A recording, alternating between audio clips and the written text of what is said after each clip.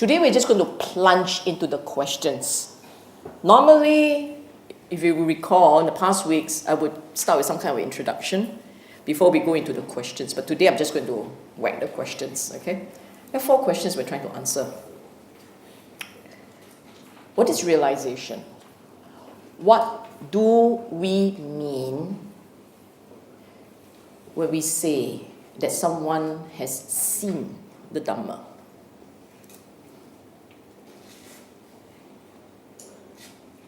In our tradition, we use the phrase entering the stream to refer to someone who has seen the Dhamma. Okay? Just remember, when we say enter the stream, we mean the person has really understood Dhamma for the first time. It becomes clear to the person what Dhamma is all about. Will you know for yourself? I.e., if you've entered the stream, you've understood the Dhamma, do you know? Okay? And if we say yes, you know, how do you know? How do you know you are through? And finally, what is a Sangha? Okay? It's going to be a long time before the first break, because I think we will have to do 20 slides before you get to lift the butt from the floor. Stand up. Okay. What is realization? There is a short answer and a long answer. Okay? The short answer. This came from the Buddha. Buddha said, monks, both formally and now, what I teach is dukkha and the cessation of dukkha. Came from Alagappa Sutta, Majjhima Nikaya 22. In other words, by this stanza, what it means is, if you understand what is dukkha and how dukkha comes to an end, that it ceases, that you don't feel dukkha anymore. So you understand what's dukkha? And you don't feel it anymore? That's realization. Okay? So the short answer, you thoroughly understand what is dukkha and how do you get to a state of mind. It's not just knowing dukkha, but knowing how the mind arrived at that state where it no longer experiences dukkha. And you know it. Remember this, it is not enough to be just experiencing good. It's knowledge, conduct, and experience. Afterwards, I'll show you. It's knowledge, conduct, and experience. So you say, I'm only experiencing no more dukkha. The other 2 parts, how you got there and how it changes you, do you have it?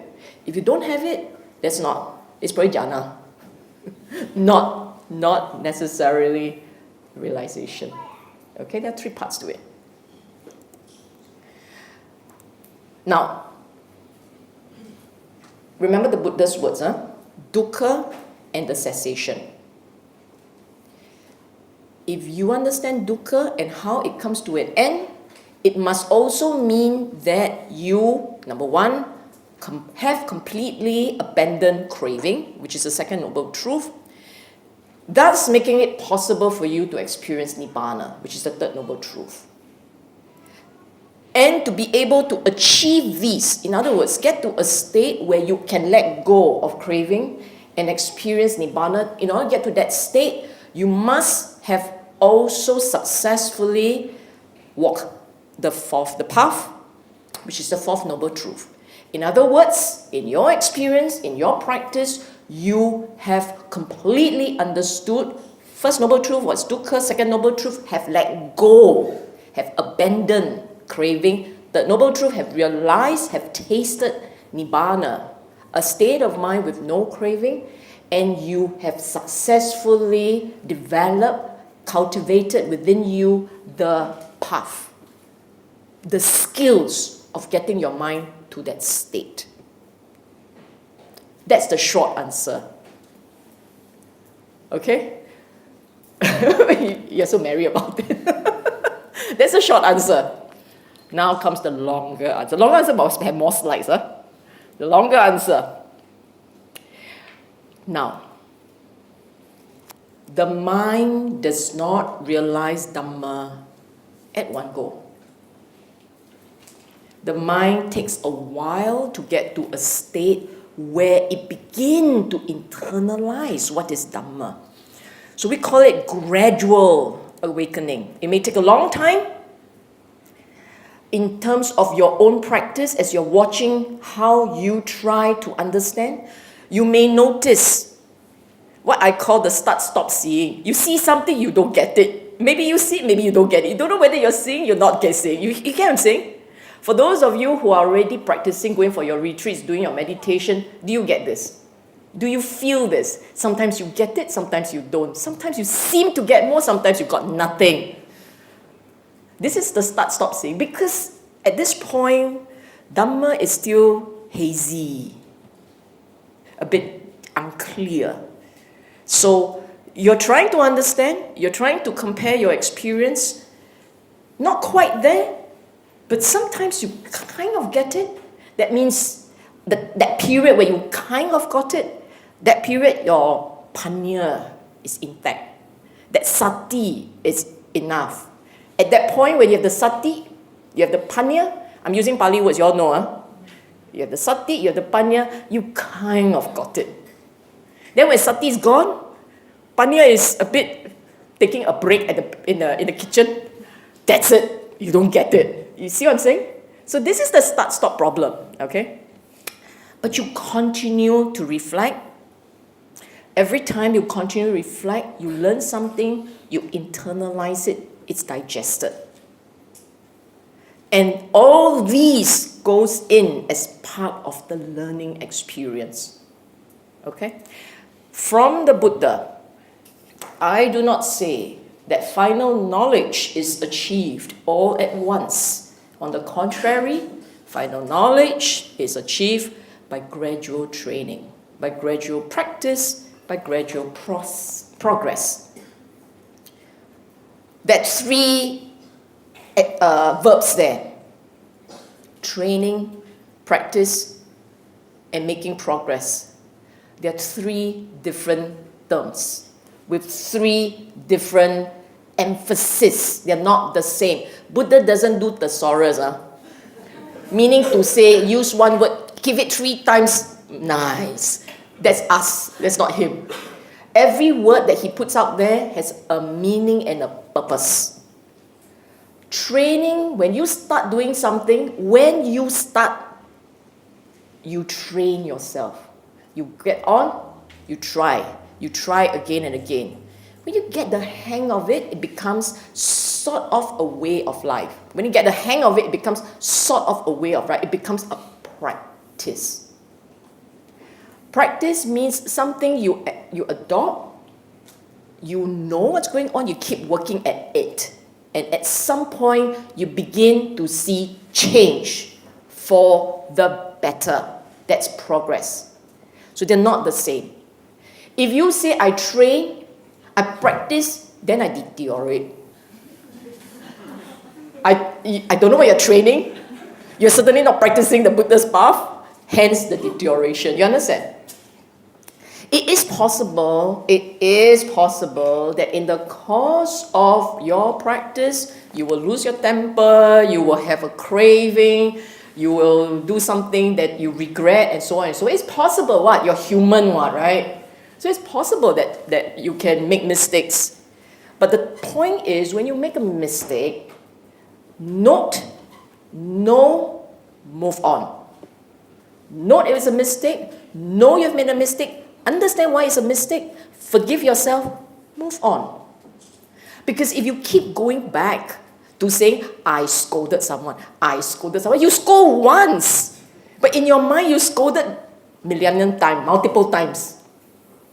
You don't want to do that. You want to keep moving on.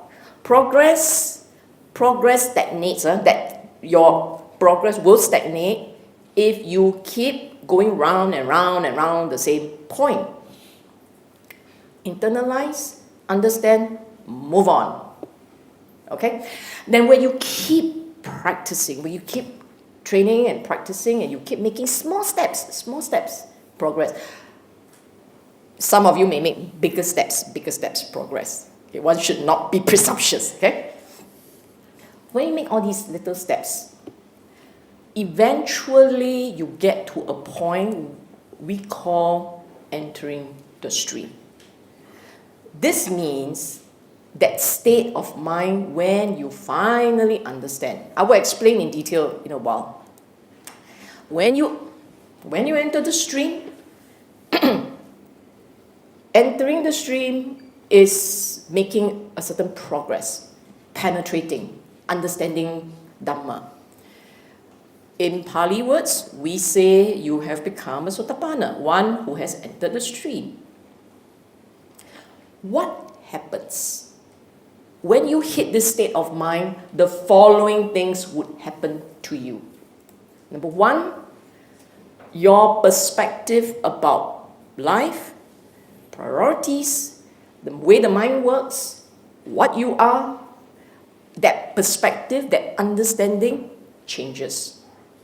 Therefore, right view, right understanding, it changes. So the very first thing that happens is knowledge. There is a dawning of realization. That realization causes you to change your priorities, to change the way you look at life, to change the way you look at yourself in relation to other people. Things change. How you see the world changes. Okay? So the very first thing that happens is a change in knowledge, understanding. Because of the new understanding, because of that new knowledge that you have internalized, because of that, your faith in Buddha, Dhamma, and Sangha is consolidated. It becomes unshakable. It becomes absolute. Because right now, when you change, when you have a different perspective, you then realize what the Buddha had stood for. You realize who the Buddha was, what he was. And then you understand what the Dhamma is all about. And then you begin to see from a different angle what it means to be a practitioner. That is why the faith deepens. Before you get to that point, there is always a chance you may change your mind until you see for yourself how the Dhamma operates, what it means by Dhamma. Until you get to that point, there is always a risk. You may change your identity card. Okay? After all, your identity card had been based on belief. And we all know how shaky beliefs can be. Until you get to the point, it's just belief. Once you get to the point, it's knowledge. Knowledge, you're less likely to drop. Belief, you can. Okay? Not enough. Your character will change. Your moral conduct will change. And I will elaborate on this later.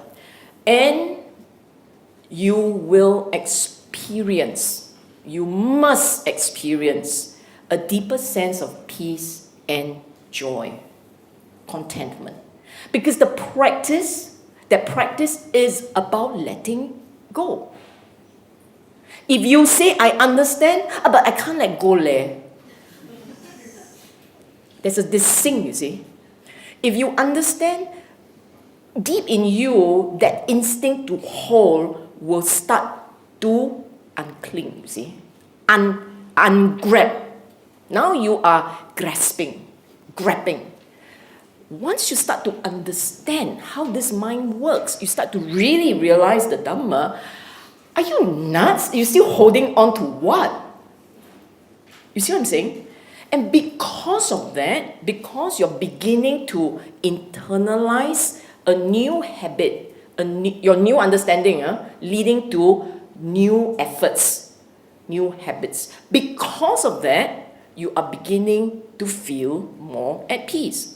Remember, dukkha is because you cling, you crave, you want, you got so many preferences. That's because of all these, you have dukkha. You understand dukkha, right?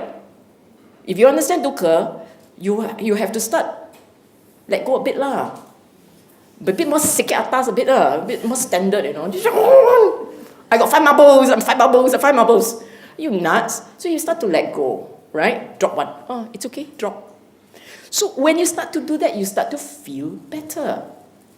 That's all. That's the reason for that sense of peace and the inner joy. Okay? Next question.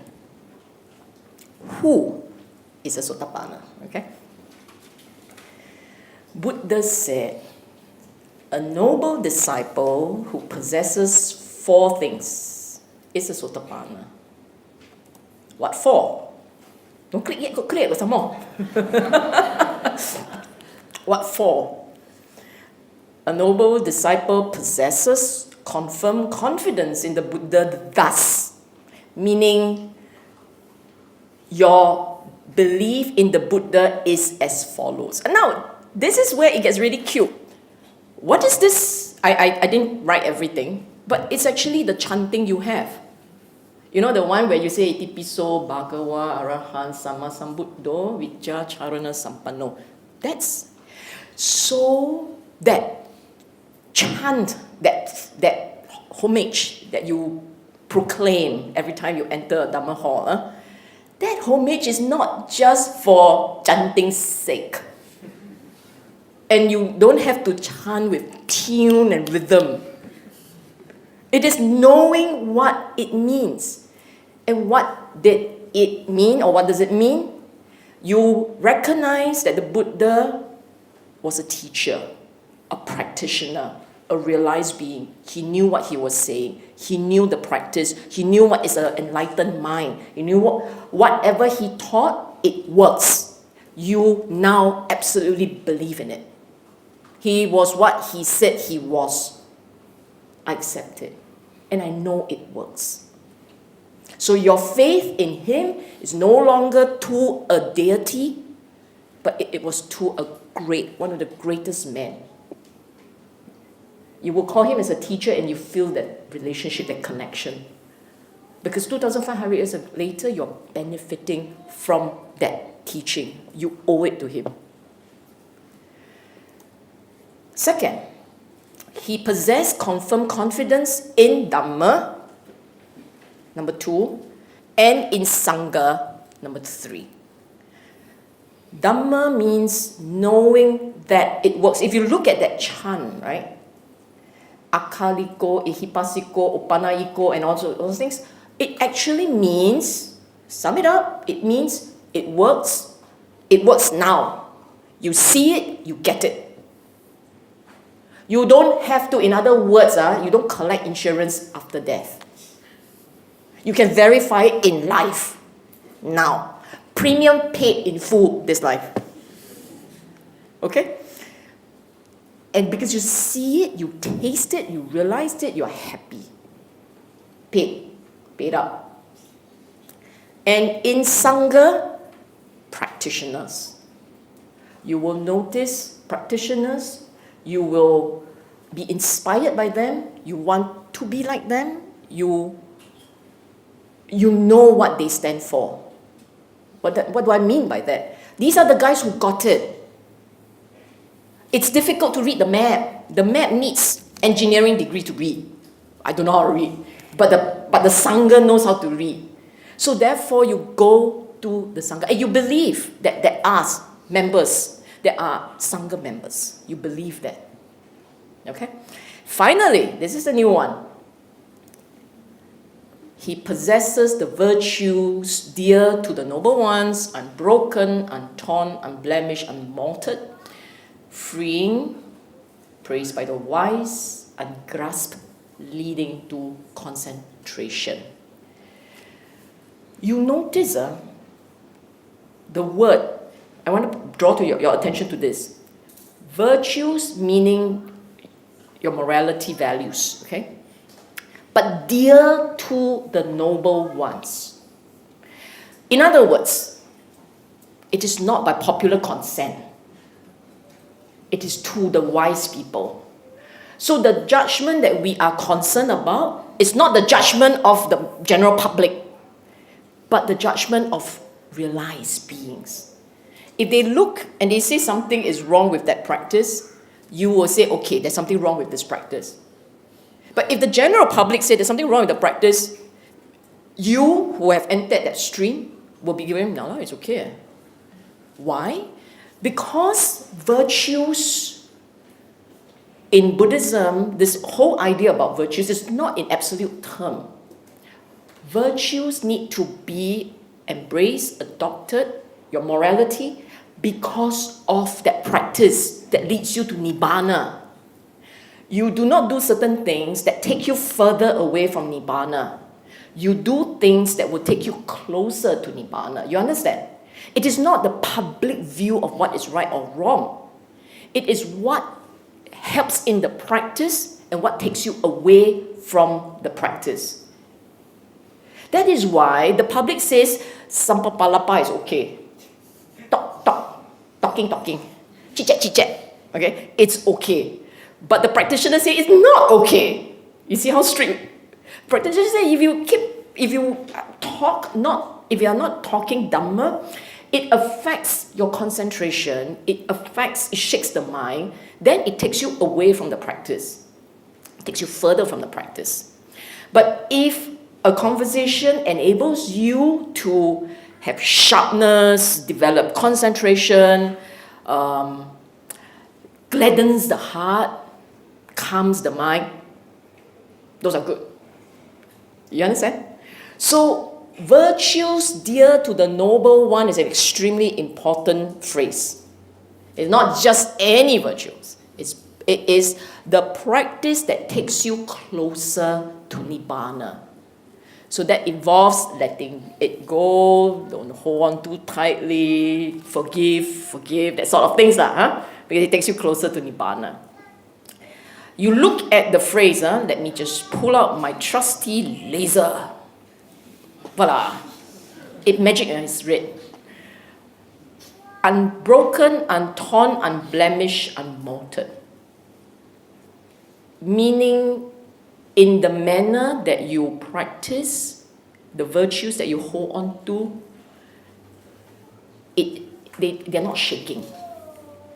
You see, for the normal person, who, say for instance, just say for instance one precept, and the precept is no taking things not given, which we happily call stealing, right? I don't want to accuse anybody, but the odds are when you are peeling that fucking coupon, I don't know how much time you have taken when you're peeling that fucking coupon, okay, that is adinadana. No one's coming after you, there's no time police. You take 10 minutes, don't have. But that's adinadana. But for a practitioner of this class, they try to even that also cannot 5 minutes, cannot 3 minutes. No 加印, okay? No 加印, It's a new word. And look at this word. In the practice, by the way that they practice, it helps the mind to become lighter. So the virtues, right, what they are observing helps the mind to become lighter. Okay? Ungrasped and leading to concentration. Therefore, the mind not only gets lighter, it gets more tranquil, pasadi. It gets more tranquil, it gets more content. In that state of mind, the concentration deepens. Okay? Rotting. Not rotting. Okay? Okay. He is. Because he has all these qualities, because he's of this state of mind, absolute faith in Buddha, so he knows what he is, whom he is following. Absolute faith in the Dhamma, he knows what's the teaching all about. Absolute faith in the Sangha, he knows when someone is doing it right, he knows the path. He knows what has to be done, okay? And it translates into his character change. Because of all these, he is no longer bound. Sometimes this happens. Bound to the nether world, fixed in destiny with enlightenment as his destination. In other words, when he moves on in this life, he would be okay. Move into the light energy, be okay. And enlightenment, in other words, the realization of Nibbana will happen one day. Because the mind has already geared in that general direction. Call it, the stream means you drift along, it's quieter. Why? Okay, this analogy of the stream, right? Why stream? Buddha used the word flood for the world of the Putujanas. Putujanas, everybody's world, the normal man's world. If you are the average human being, Buddha will call you a Putujana, okay? In this average world, you are living in a world of flood. Why flood? If you stare at your mind properly, you see your mind is constantly being tossed and turned by external factors and interacting with the internal understanding. So your mind reacts to whatever is going on out there, and it tosses and turns. Floods. You get flood of impulses, you get flood of sensations, you get all kinds of, you respond in all kinds of ways to this external world. It's a flood of torrents of impulses whacking you and you reacting to it. If you had entered that stream, your mind has to be more quiet. You have to be less affected. You must be less affected by all these events out there. And if you are less affected, you are therefore in a state which is quieter, like a stream. A stream is quiet, a flood is not. Okay, that's that distinction. Now, after realization, the very first step, you enter the stream, you become Sotapanna. Following that, there are 3 other stages of spiritual awakening, which in English, we have translated it as sainthood.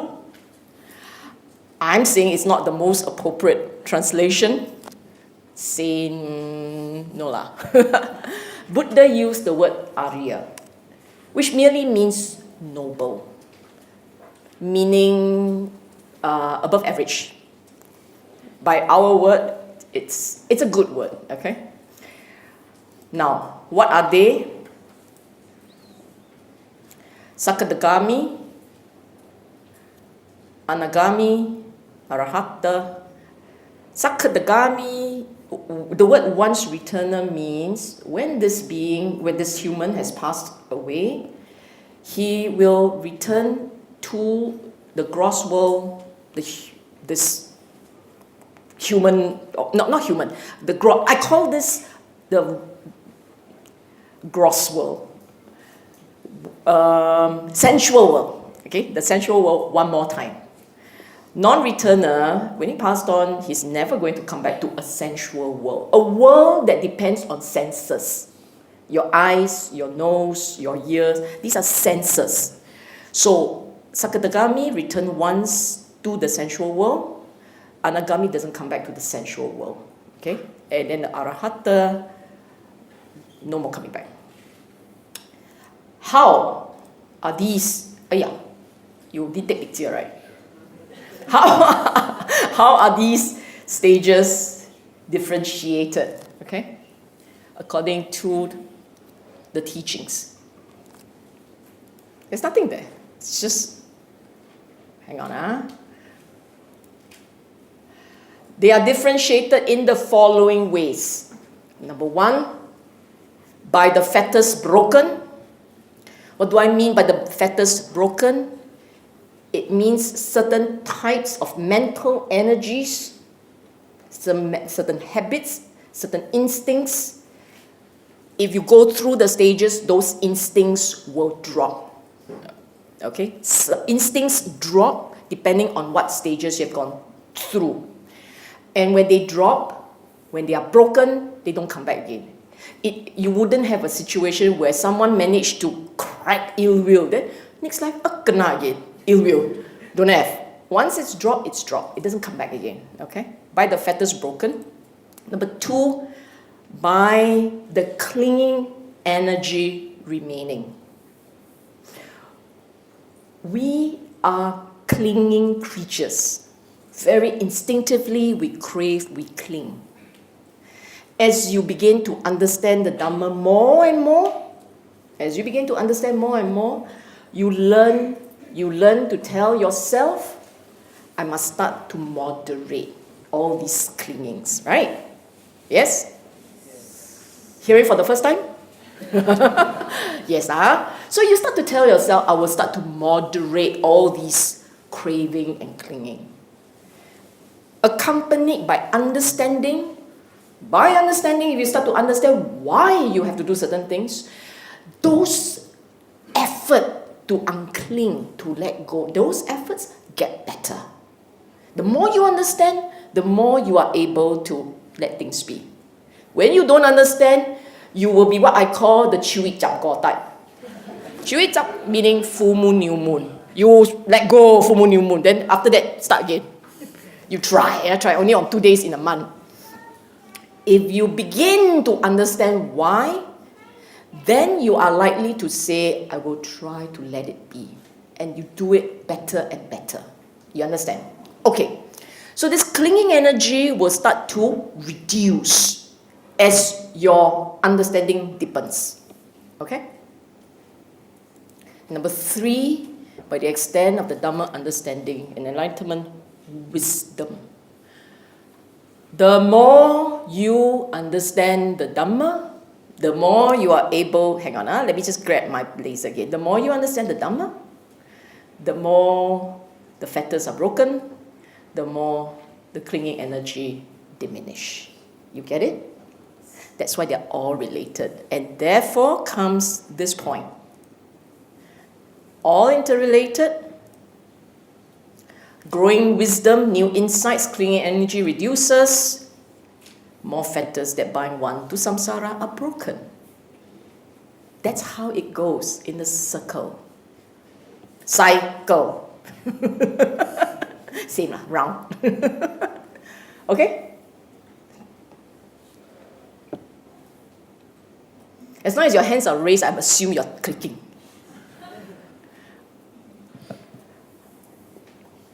Okay? I'm going to flip, Next. Doesn't flip. So, as a Sotapanna, at the first stage, what are your fetters broken? Okay? Number 1, Sakaya Ditti. Ditti, understanding, perspective, view. That's Ditti. Therefore, Ditti also means philosophy. Okay? Sakaya, essence in me. There is an essence within. The view, the perspective, the understanding, the instinct that there is an essence in me. I'm real. Okay? How does this fetter drop? This fetter can drop only when you realize, intuitively realize anicca, dukkha, anatta. What is anicca? Impermanence. When you realize impermanence in that third level, not the gross level, not that movement level, but the third level where you're looking at your mind, you see the arising and the fading away of feelings, of perception, of thinking, of experiences. Again and again and again, you see this change happening in split nanosecond in your mind. If you're in deep meditation and you're observing just form, we're not even talking about emotions, we're talking about form. Looking at form, you see the dots in your form. Pins and needles lah, you see a bit longer, you get pins and needles. Or just see energies in your form. You keep seeing it. It's anicca, it's impermanent. Experience at that level. And then you see this throbbing energy, shankara dukkata, the throbbing energy of dukkha, buried, embedded in the mind. You see it, and you know that this dukkha, this sensation, this unpleasant sensation, is a result of that craving energy that is so subtle, but it's right there, staring at you, and you see it. And then comes the crown jewel, anatta. Remember what I said last week? Again and again, the mind tells itself, no mind, no I, no self. Self is a concept, I is an identity, mind is a possession. How do you express self? If self is real, do you need all these external factors, exogenous factors to feed its identity? I am so and so. It's me. I have this and that. Me. Self, lagi best, never seen, but there. So we keep doing these things, and when you intuitively see it in meditation, and it must spill into daily life. You see it in meditation is not good enough. It has to spill in daily life so that as you go about normal life, you begin to realize moment to moment that I is a mind construction. You have to keep doing that. Then it's possible for you to let go of the I. So much effort just to get rid of that I, that sense of the I, okay? You must see mental, physical, phenomenal as just conditions. Remember last week what I said about the ecosystems? There is a mental ecosystem, there's a physical ecosystem. The ecosystems is conditional. Each part conditions the next. You must see that. In meditation and out of meditation, the realization that you, whatever experiences, are no more than a collection of ecosystems. When you can see all these, then you realize there is nothing that precious, that valuable to hold on to. You've got to realize this one. Nothing very precious to hold on to. It's only when you have gone through these that sakkaya ditthi, the sticky factor, can drop. You have to go through this. This is that link between seeing Dhamma, what you're supposed to see, which is last week's class and the week before, what you're supposed to see, and how you're supposed to practice and experience it. This is that link. Okay? This is Sakkaya Ditthi, the first fetter. One of 3 fetters to crack. And how do you arrive at this fetter? How do you arrive at cracking this fetter? It is through understanding, through panya, intuitive realization. Panya is what gets you here, you see. It's knowledge and realization that gets you to crack this fetter.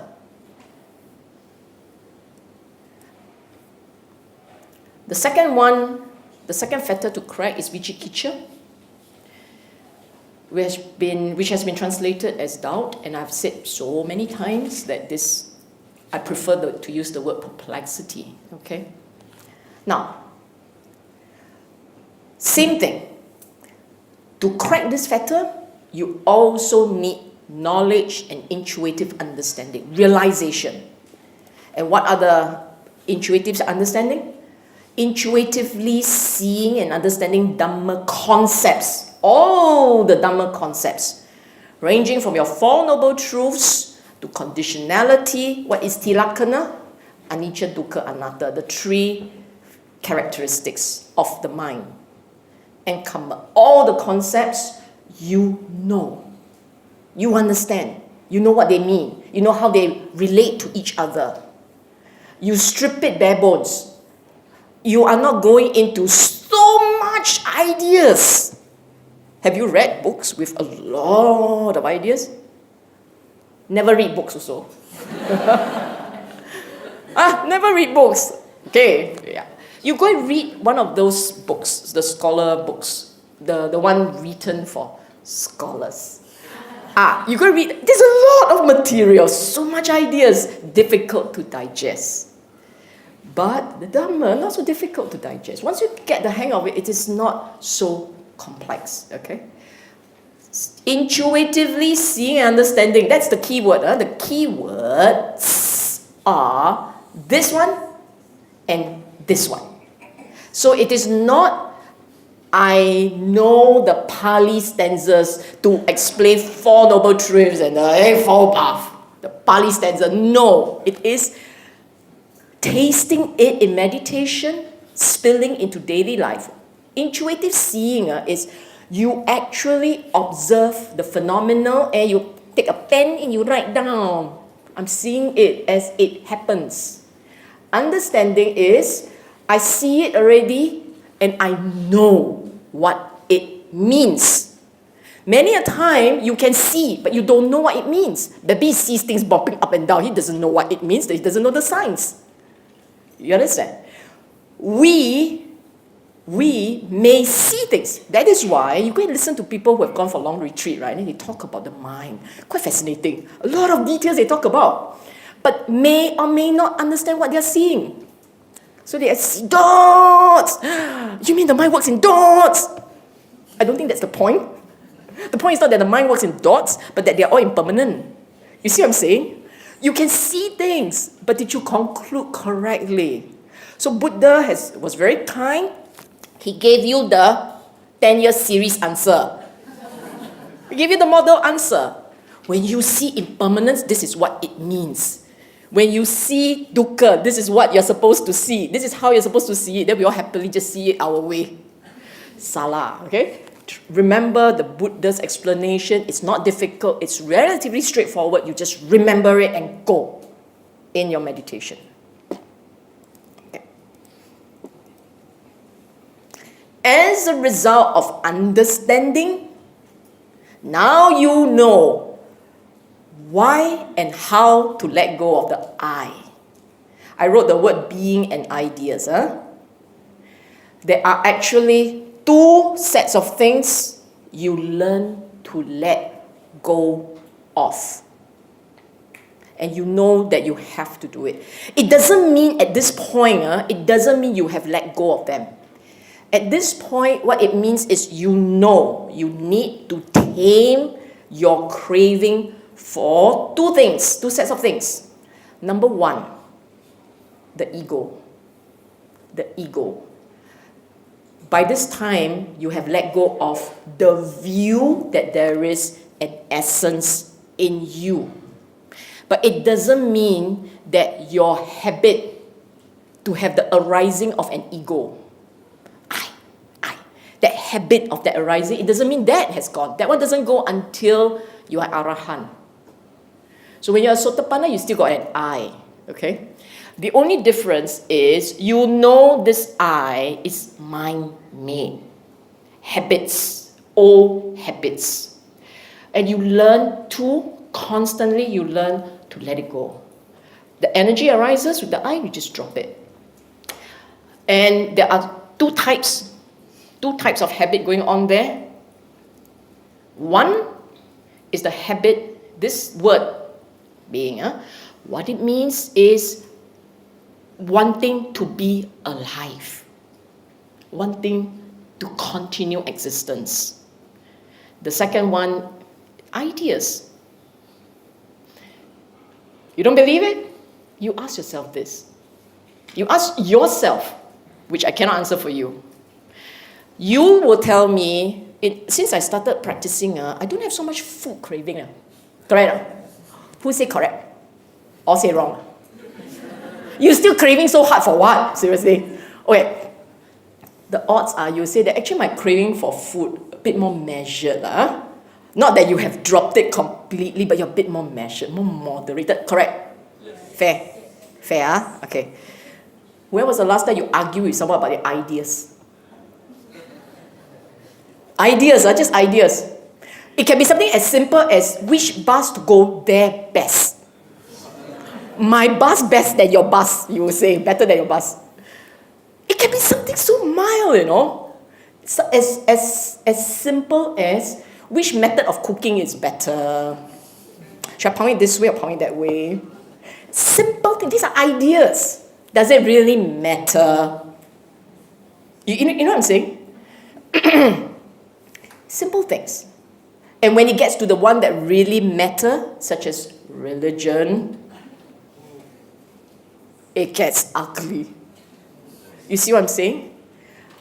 Why these ideas are so precious? Because they define who you think you are. Sometimes all these ideas are even more potent in triggering a fight than I want my food. You see what I'm saying? Because it sounds so much more noble to fight for ideas. Silly, but same ideas, okay? So, so the first thing we learn to let go is the I, which is contained in ideas and in the sense of being alive. The sense of being alive is a very potent one. Don't underestimate it. The very thought that you will die, think about it seriously. Don't think about it in this way. I will die, but sometime, just never mind. It won't happen so fast. So I'm not scared of death. When you are right at the doorstep, it's a different story. That is scarier, okay?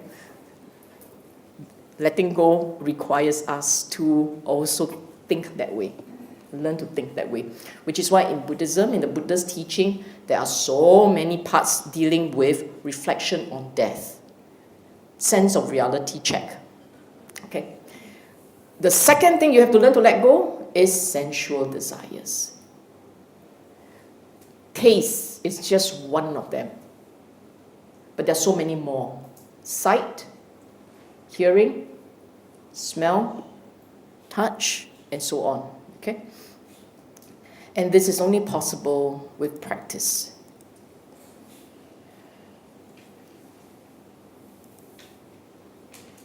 Because of realization, you will gain faith and conviction in Buddha, Dhamma, and Sangha. This part you know. We've explained it earlier. So let me just recap this part. Where we talk about vicikiccha dropping, there is a knowing what the concepts are, knowing what they mean, and you know it intuitively because you've seen it, knowing it, and knowing why you have to do certain things. Because if you say you understand the concepts, you know the teaching, you must also know the end game. What ultimately is this path to achieve? This is not just a path, a teaching that describes the nature of reality. That's not the intent. The intent is not a philosophical study. This is the nature of reality. Ta-da! That's not the intent. The intent is letting it go so that you experience Nibbana. That's the intent. And if that's the case, you have to cross from understanding what's going on, what is going on, to how do I get there. So therefore, what's going on and how do I get there? See that?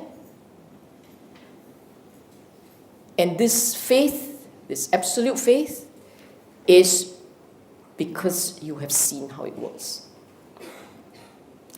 The third factor that you will drop,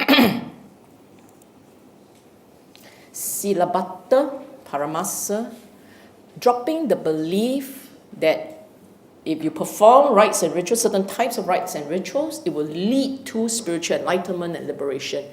You see, in any religious philosophical teaching that advises on how to have a good life in this life and the next, because that's what Buddhism is about, right? Advising on what you must do to have a good life here and the hereafter.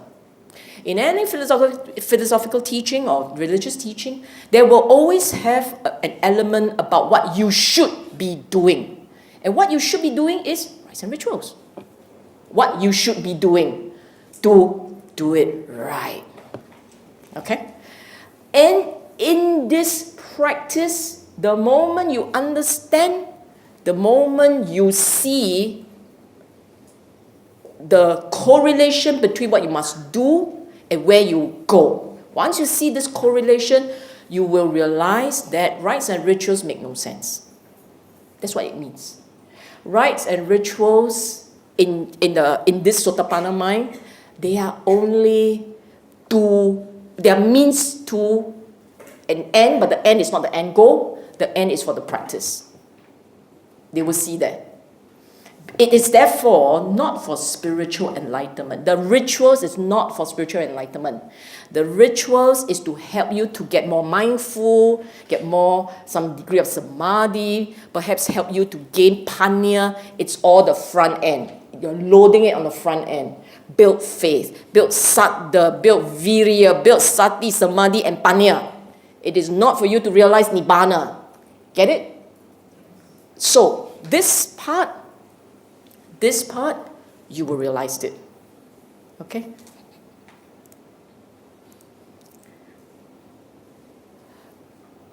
You understand and realize the role, meaning, and the significance of the factors of enlightenment. What are the factors of enlightenment?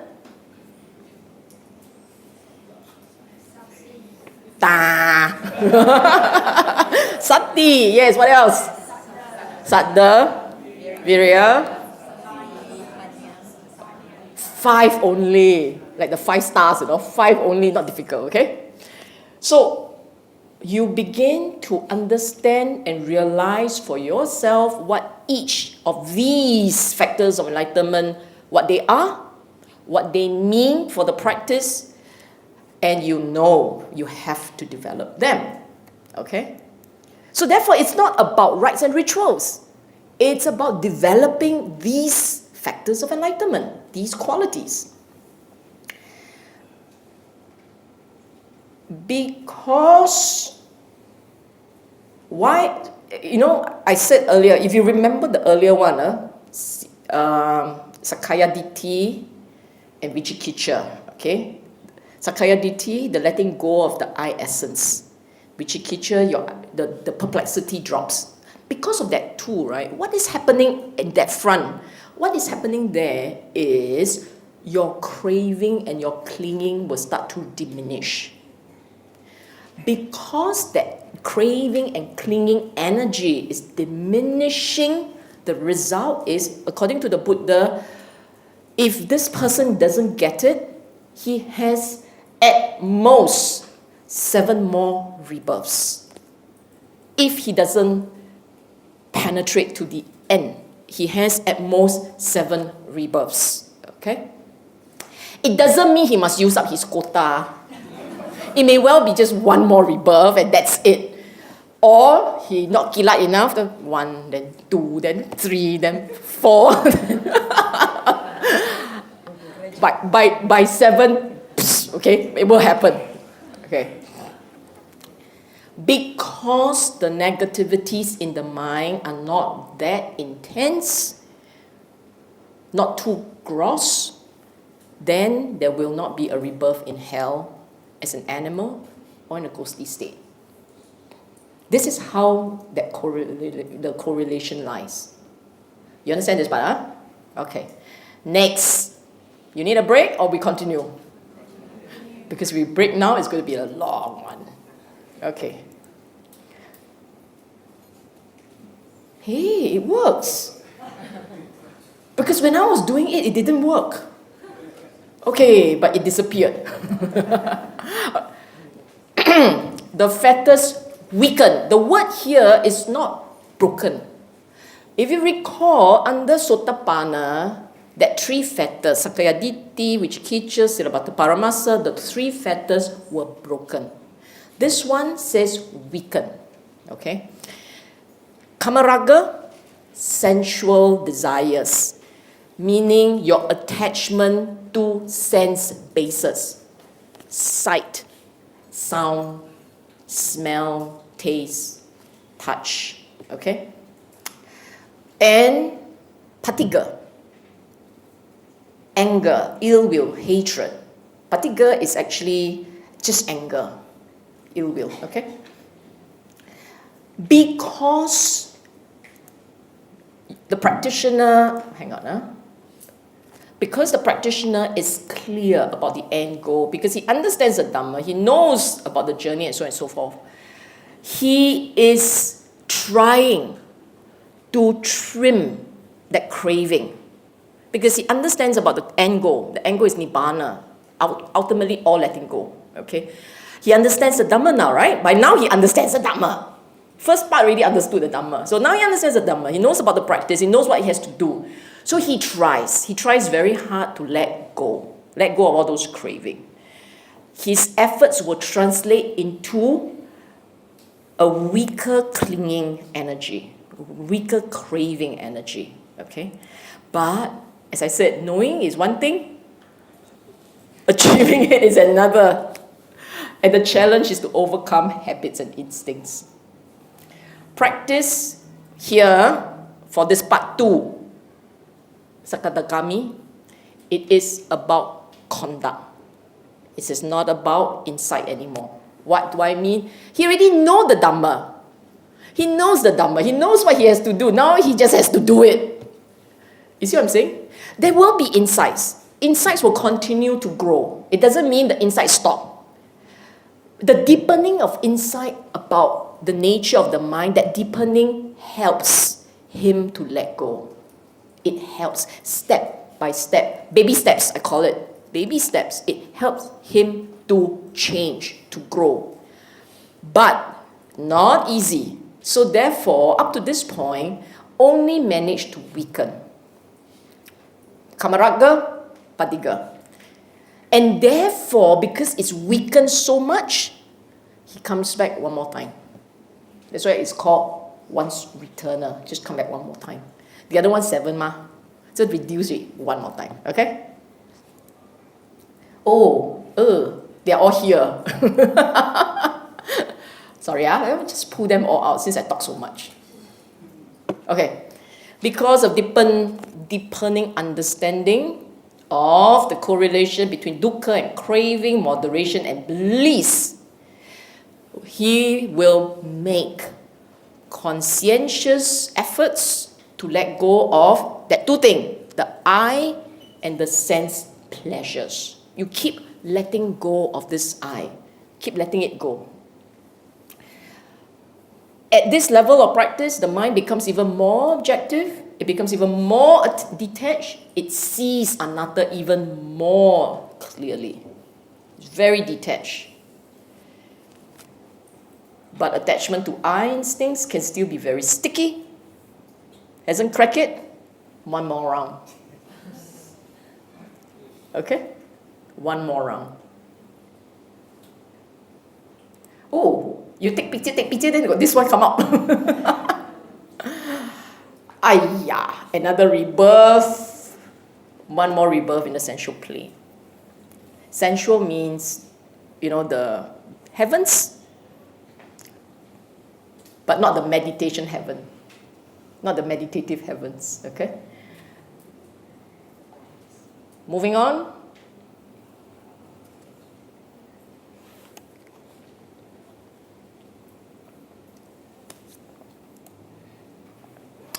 Anagami. The word agami means coming back. Ana means no more. So therefore non-returner. Okay? The fetters broken, the same one. Kamaraga and Patiga. Completely cut out. Kamaraga and Patiga. No more anger. Therefore, your assumptions about the saints, the so-called Aryas, you got to moderate a bit. How come this one practitioner got anger one? God. Only anagamis don't have. Okay? So careful about that. But there is a subtle attachment to meditation. And because of that subtle attachment to meditation, when they come back for another birth, it is to the meditation heavens. Okay? Not finished yet, don't take picture, got some more.